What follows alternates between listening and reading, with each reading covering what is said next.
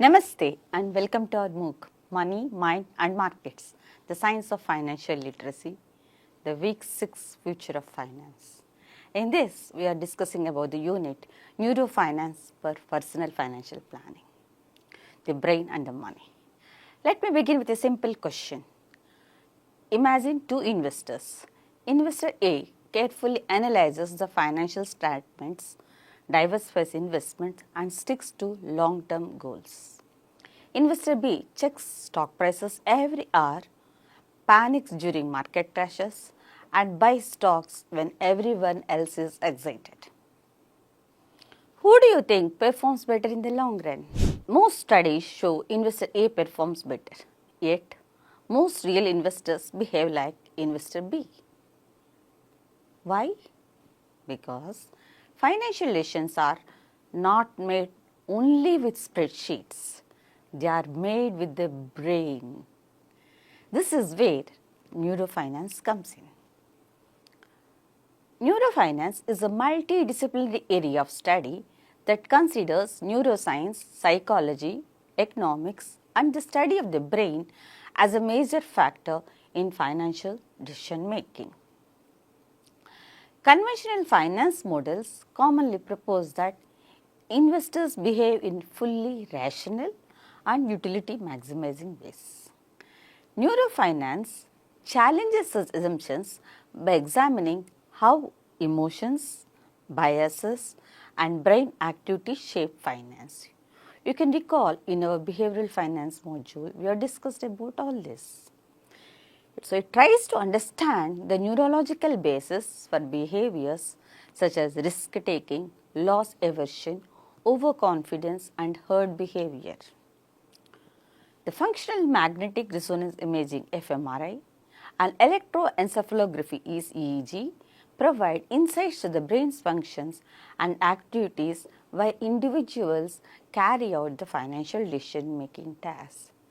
And these are used to investigate how the brain works. These have shed a lot of light on why investors make sometimes bad decisions, why investors follow their instincts or behave contrary to what benefits their money. Since the brain is constantly handling the information, taking action and eliciting effective responses as we do with money.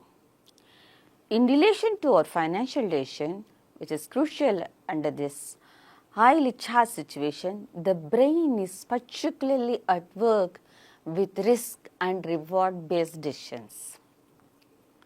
The neurofinance studies how the human brain influences the financial decisions, combining insights from neuroscience, psychology, behavioral finance, and economics. So, understanding this neurofinance helps us to design better personal financial plans by managing our emotions and cognitive biases. There are three major reasons in the brain that helps us to do this better. The prefrontal cortex. This section of our brain works for strategic decision making, planning, and impulse control. It helps both men and women explore their financial future. In a less active area, they are increasingly prone to the impulsive, irrational decisions about their life. And the second part of the brain, the amygdala, widely called as the brain's fear center. The amygdala activates when a person faces the prospect of financial loss. This is where the intense emotional response people exhibit when they are having risk, like feeling scared, anxious, or something that seems to make them feel better even if they have not seen them in a while. It is possible that the amygdala has a role in the loss aversion, which means that people tend to experience more emotional discomfort with losing than they do with winning the same prize. And the third one, the nucleus accumbens, one of the brain's reward systems. This region lights up when people think they will be compensated financially. That describes the feeling of enjoyment and gratification in making money-making activities especially. But it can also stoke overconfidence that in the end drives out the investors. Another important reason is the insula, the brain region that has proven to be linked with negative emotions is the insula, like negative emotions like disgust, anxiety, to name a few. Studies have shown that an excessive activation of the insula can give rise to a deep aversion to loss regardless of more gratifying rewards. So, neurofinance has helped us to discover the behavioral biases. Neurofinance has unveiled a variety of cognitive starts that govern the financial decisions. These biases are not at their core intellectual constructs, but are embedded in how the brain processes the financial data. Now, let us discuss about the behavioral biases. Loss aversion, first of all. Neurofinance has developed one of the most relevant theories in the loss aversion, especially in the time of cognitive work behind the loss assessment and the recovery mechanisms. It's that in terms of brain loss of its own value, they have a more psychological impact on people than the gains of equal value to losses. So, functional brain scans reveal that the amygdala is the most highly activated in response for the loss. So, losing money elicits a really big emotional response. It feels really different to lose a bit more than any other. So, in the case of money loss or any other loss, financial or any other loss, the amygdala really fires in those kinds of scenarios which should not be ignored. This is frequently why investors become trapped in the loss of asset, like waiting for the market to reverse the trajectory, not slashing their losses. So, neurofinance studies have found that the reward system of the brain, like the nucleus accumbens, can promote overconfidence in decision making, so that an investor has the ability to accurately predict the market changes. As a result, investors tend to think they can better predict the market movements than the reality is, and thus they make more risks, more trades, becoming overconfident at one point of time. So, neurofinance has discovered a neurological underpinning to the herd behavior also. Social acceptance, fear of missing out, FOMO. These help explain the brain's tendency to mirror others' action, particularly in uncertain environment. It's very much that create the market bubbles, where investors collectively buy into an overvalued asset based on the behavior of others, independent of whether the underlying fundamental bears the price rise or actually coming into the play. The next concept that can be explained by neurofinance is a mental accounting. Mental accounting is a process by which we categorize our money into several financial bucket groups that are like savings, spending, investment, etc. We don't have to think of each category for the larger economic picture as being a value added or a luxury for us. Instead of handling the money as such a lump and having access to the entirety. So, although the prefrontal cortex enables the kind of separation of the finance in our life, they can also lead to the bad finance decisions. For example, considering a quick unaccepted cash flow as the free money and subsequently acting extremely conservative with the rest of the income. That means whatever the free money, whatever you receive, you will put it in the speculative activities instead of rather investing them in a productive manner. Now, let us understand the applications of the neurofinance in the real world. Neurofinance gets us a step closer to understanding what happens in the practical world, for which the theory has put an excellent position Neurofinance has been acting as a tool that helps us to gain the way the investor, the man thinks, the mind functions to take better decisions and invest. So, based on this understanding, behavioral finance experts prepared the techniques that are tailored to help people make better, more deliberate financial decisions, whether it be setting goals during the periods of the market chaos or making investment decisions that make sense along the way, or avoiding the emotional reactions during the periods of extreme volatility. Not only that, the financial institutions are relying more on the neurofinance to create more financial products that can be considered by the people for their financial decision making. For example, some investment firms have created simpler, more user-friendly platforms with ledgers and automatic enrollment, because when it implements, these act as nudges that drive users to save and invest more. So, learning about this type of the brain reactions can improve the risk management for the financial advisors and the investors by reducing the effects of their own emotions and recognizing the cognitive biases that leads to the bad decision making.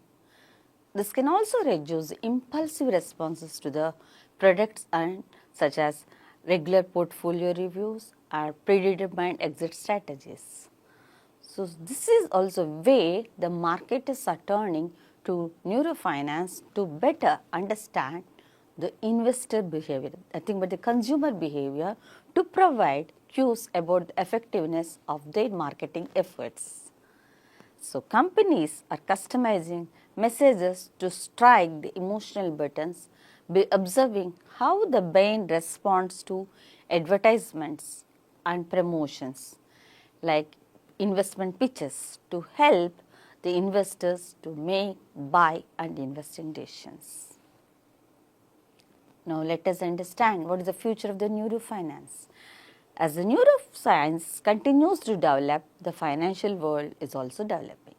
So, the recent brain imaging and neurotechnology advances have provided more accurate insights about how to make the financial decisions.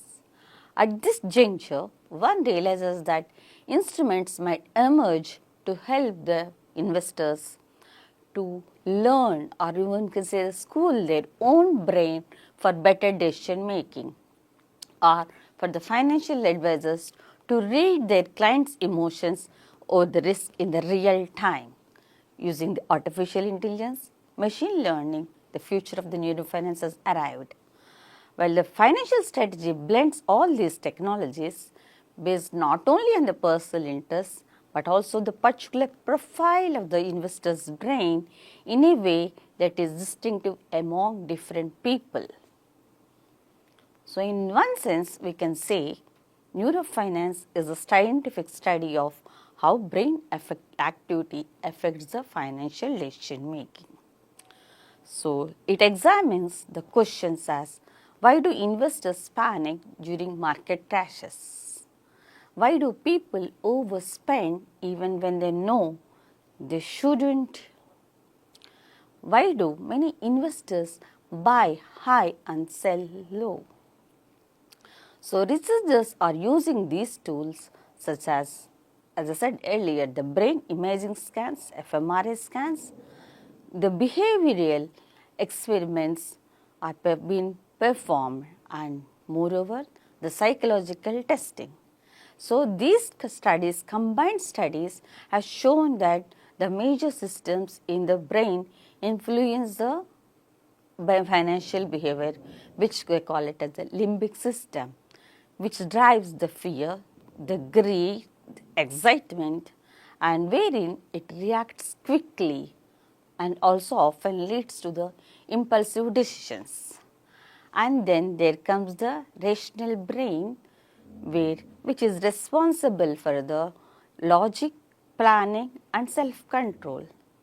The prefrontal cortex supports the long-term financial planning. So, Good financial planning means training the rational brain to control the emotional impulses. Now let us understand something about the brain chemicals that affect the financial decisions. Certain brain chemicals strongly influence the financial behavior. For example, the dopamine, the reward chemical, which we refer it as. Dopamine is released when we experience the rewards. To quote some examples like making profits in the stock trading, or winning a trade, or buying something new. So this creates excitement and also the addiction to the risk taking. This is why many traders keep on trading excessively. The next chemical is the cortisol, the stress hormone. Cortisol increases during the stressful situations such as market crashes, the financial losses, and the economic uncertainty. So, high cortisol leads to panic selling and risk avoidance. The next one is the serotonin, which we call it as a confidence, the chemical. The serotonin affects confidence, social comparison, the status behavior. When investors see others are making profits, the serotonin chemical affects push them to follow the crowd. This leads to the herd behavior in the financial markets. So, let us understand some of the common neurofinance biases in our personal financial journey. Let us look at the 5 major behavioral biases that are caused by the brain process and try to understand. These biases strongly affect the personal financial planning. As I said earlier, the loss aversion. Investors feel the pain of loss twice as strongly as the pleasure of gain. For example, if you gain 10,000 rupees, you feel happy, but losing 10,000 feels much worse when we compare to our happiness. So, because of this loss aversions, investors hold losing stocks too long and avoid necessary risks sometimes. Not only that, this delays our financial decisions. What is the solution for this in our financial planning? So, more focus on the long-term portfolio performance rather than the short-term losses. The next is the overconfidence bias. Many investors believe that they are better than the average investor. This leads to the excessive trading, concentrated investments, and sometimes ignoring the expert advice. Research has shown that overconfident investors trade more but earn lower returns. What is the solution for this? So, use diversification and disciplined asset allocation. And the next bias is a herd behavior. People feel safer following the crowd. For example, we have experienced the buying stocks during the market bubbles, or investing in the popular, we can say the cryptocurrencies, or panic selling during the market crashes or market crashes. This behavior is driven by the brain's social survival instincts. So, what could be the financial planning solution? Create the rule-based investment strategies rather than focusing on the emotional reactions. Another bias is the present bias. The brain prefers the immediate rewards over the future benefits.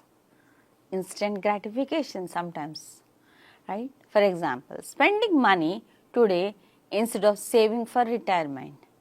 This is the reason why exactly many people delay investing or they undersave for the retirement or they might accumulate the credit card debt. What could be the solution? The solution for a financial planning journey is automation. Automate savings, automate investments. So, this automation removes the emotional decisions and to overcome the present bias. Last but not the least is a mental accounting. As we discussed earlier, people treat money differently depending upon the source of the income, right? For example, salary income means we save it carefully. Bonus income to some extent we spend easily. And moreover, the lottery winnings, the speculative income, we spend quickly. So, but in reality, all the money, this salary money, speculative money, all has the equal value. So, what is the solution to address this? The solution is to create a unified financial budget and investment strategy. Now, we have discussed how to address the behavioral biases using these strategies. Now, little bit delve on the how the understanding the neurofinance allows individuals to design much smarter financial plans. How investors can have the 5 practical strategies. Let us explain one by one. First thing, as I said earlier, automate investments. Automatic SIP investments prevent emotional timing decisions. So, this automation reduces the impact of fear and greed. Next, second strategy is to create pre-commitment rules like I will invest 20% of my income every month. So, this pre-commitment protects against the impulsive spending. Third, use goal-based investing. So, instead of chasing returns, invest for goals such as the retirement or the children's education, or it could be the simple home purchase. So, these goals activate our rational brain. Another strategy is the diversification. Diversification reduces the emotional stress. So, diversified portfolios always reduce the volatility. When the volatility is low, that means lower volatility means less panic, less emotional panic. Most important strategy is reduce the information overload. Constantly checking the stock prices increases the stress in the investor and that leads to the emotional reactions. So, the financial planners recommend reviewing the investments over periodically. These are some of the strategies that we can implement in our financial journey. Now, let us understand what is the future of neurofinance. Neurofinance is increasingly influencing the financial advisory services, the robo-advisors, artificial intelligence-based investment platforms. So, all these modern fintech platforms are using the behavioral insights to prevent the panic selling, encourage long-term investing, and provide more of a personalized financial advice. And so, understanding the brain behavior is becoming the key component of modern financial planning. That's the reason we have the mind in our money markets. Let me conclude with one powerful idea. Successful investing is not only about intelligence or financial knowledge. It is about controlling the emotions and understanding how the mind, in another sense, the brain reacts to the money. So, the neurofinance teaches us that the greatest challenge in personal finance is not the market, it is our own mind. So, if we learn to manage our emotions, avoid biases and follow the disciplined strategies which I have discussed, we can build the strong financial futures. Neurofinance helps us to understand and manages these challenges. So, mind and markets. Are you fit? Finance is fitness, earn, save, invest, retire. Happy learning!